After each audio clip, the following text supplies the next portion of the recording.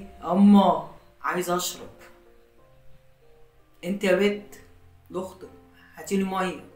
ما تقوم يا تفز تجيب لنفسك بق الميه اللي هتشربه.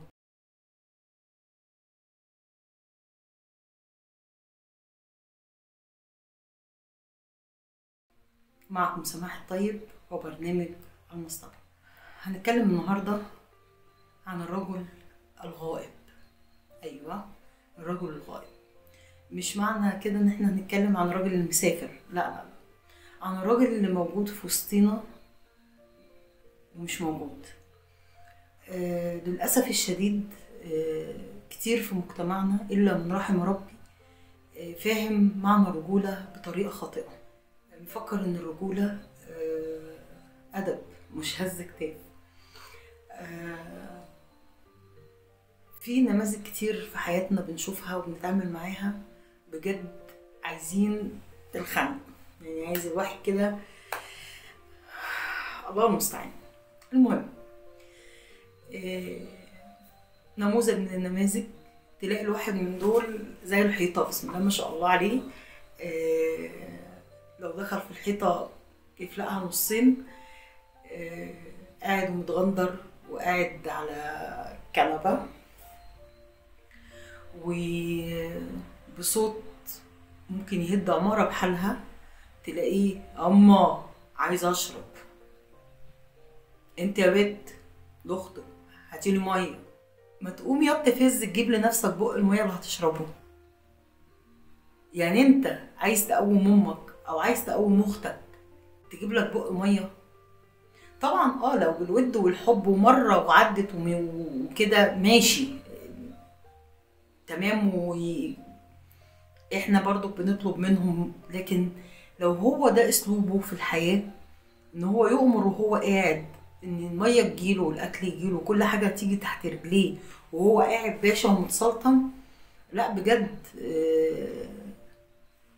في ايه يا عم الامور؟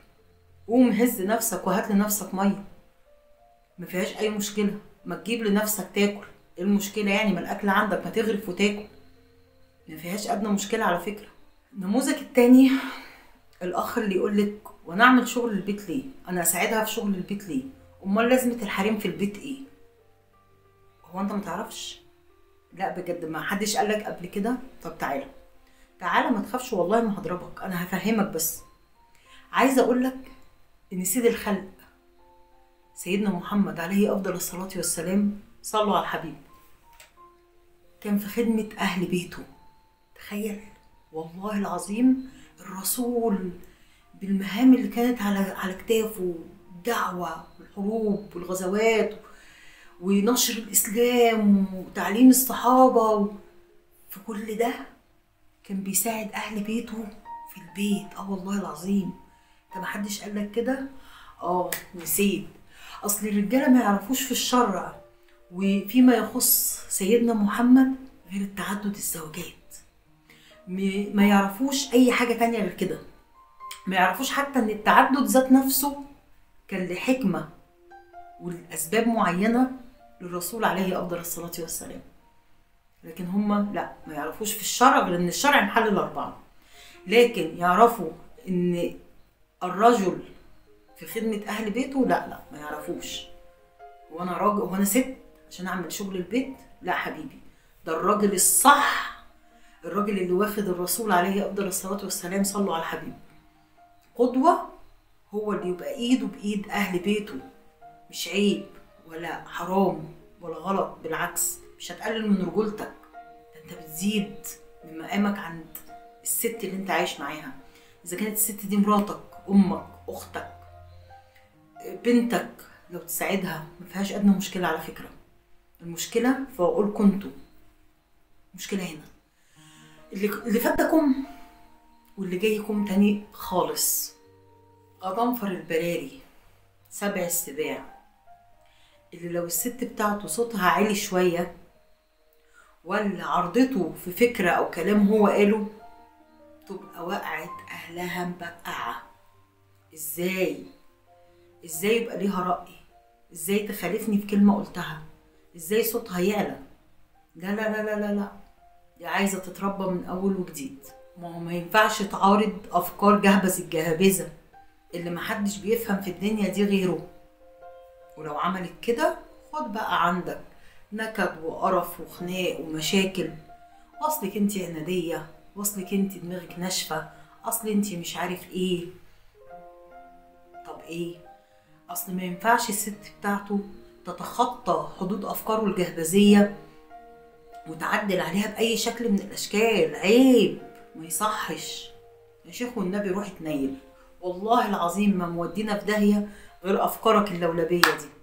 طبعا مش كل الرجالة كده، في رجالة دماغهم زي الفل، فاهمين الرجولة صح، بيتعاملوا مع زوجاتهم معاملة محترمة جدا تجبر الزوجة ان هي تحط تاج فوق راسها.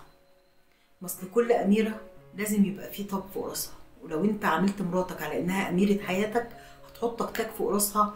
عمرها ما هتخالف رأي انت قلته طالما الرأي ده صح. لكن لو الرأي غلط من حقها تتكلم معاك وتناقشك وتعارضك. ده ما بيقللش من رجولتك في شيء، بل بالعكس. الأمر شورى بينكم. افهموا الرجولة صح. محدش كامل إذا كان راجل أو ست، بس افتكروا دايما كلمة الرسول عليه الصلاة والسلام: استوصوا بالنساء خيرا.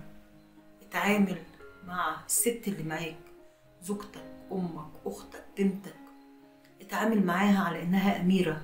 حسسها دايما إن هي غالية، حسسها دايما إن مش عيب إن أنت تاخد مشورتها، مش عيب إن أنت تساعدها، مش عيب إن أنت تمشي بيها في الشارع وأنت فخور بيها.